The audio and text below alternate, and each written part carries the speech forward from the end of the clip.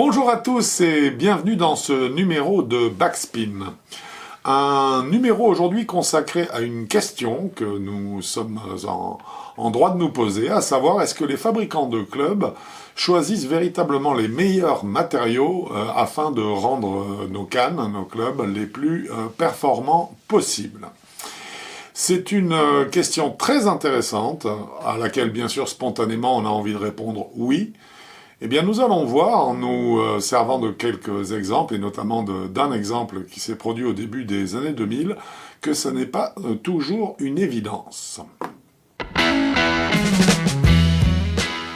En 2002, toujours à la recherche de matériaux de plus en plus performants, donc toujours à la recherche de nouveaux matériaux, en 2002, donc, Callaway sort un nouveau driver qui s'appelle le FT Mag, et qui est réalisé totalement en magnésium. Alors le magnésium, c'est un matériau qui est très intéressant parce qu'on ne peut pas l'imaginer comme ça, mais il se trouve que le magnésium est plus léger que le titane, mais il est également plus résistant que le titane. Bon, autre avantage de ce matériau, c'est qu'il est terriblement abondant sur Terre. On le trouve, c'est le quatrième élément qu'on retrouve le plus sur la planète, donc facile d'accès. Non polluant, donc très facile en termes de recyclage de récupérer le magnésium pour un nouvel usage. Bref, ce driver sort et lors de la sortie du prototype, Phil Mickelson, qui est à l'époque sous contrat chez Callaway, teste ce driver et sort de sa séance de test en disant qu'il n'a jamais connu un club permettant autant de faire ce qu'on appelle du shot shaping, c'est-à-dire en fait en ajoutant quelques petits poids sur cette masse donc de magnésium, des poids placés là où le joueur le désire, eh bien on arrive à avoir en l'air une trajectoire de balle qui est carrément comme si il l'avait dessinée à la main. Ça, ce sont les mots de Phil Mickelson. Donc un nouveau matériau qui était très intéressant, aussi bien au niveau écologique et surtout au niveau donc de sa facilité d'accès, car en plus étant facile d'accès, le magnésium est un produit qui est très peu cher. On a estimé qu'une tête de driver faite en magnésium sortait aux alentours de 5 à 6 dollars pièce, donc c'est carrément pas cher.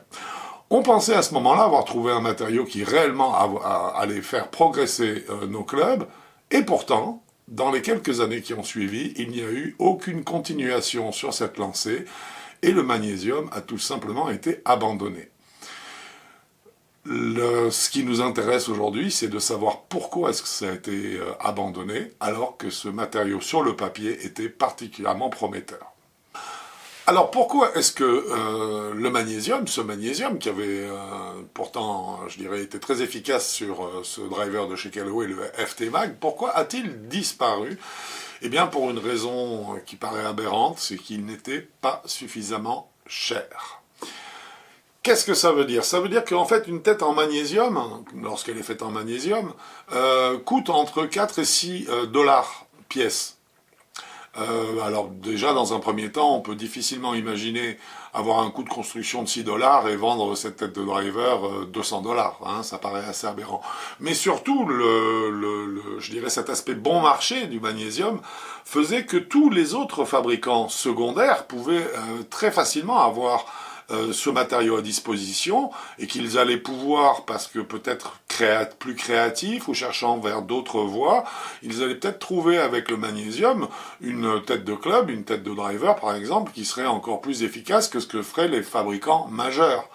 Donc les majeurs ont dit « Ouh là là, nous ne voulons pas nous mettre en péril notre position, notamment financière, qui est le fruit d'années de travail, etc., parce que simplement nous sommes sur un matériau peu cher qui sera donc accessible par tous. » Alors ils ont dit stop, et ils ont stoppé cette production.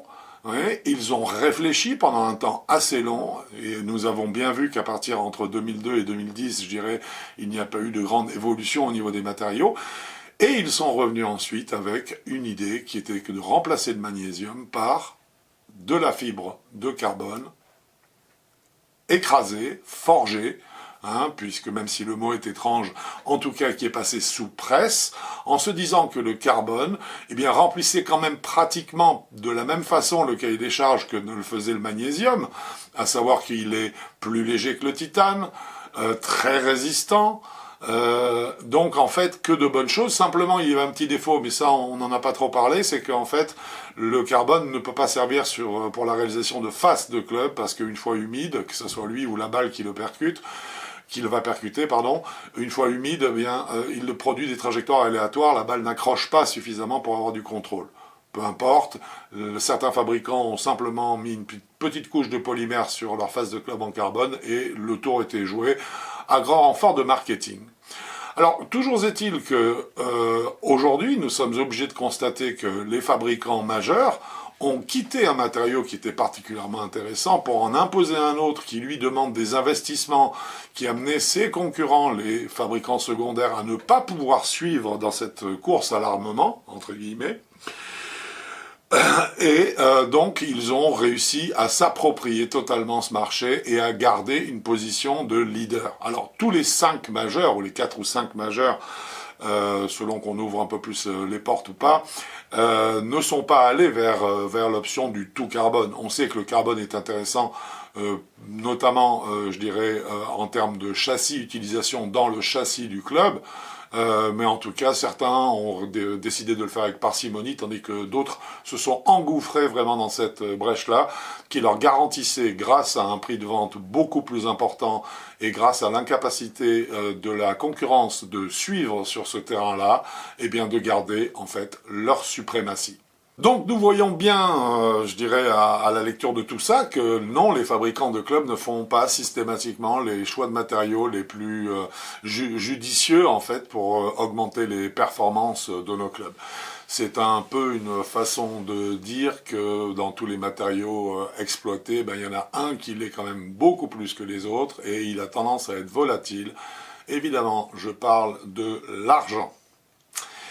Voilà, j'espère que ce numéro de Backspin vous aura plu. Quant à moi, je vous dis bien sûr bon golf à vous et à bientôt.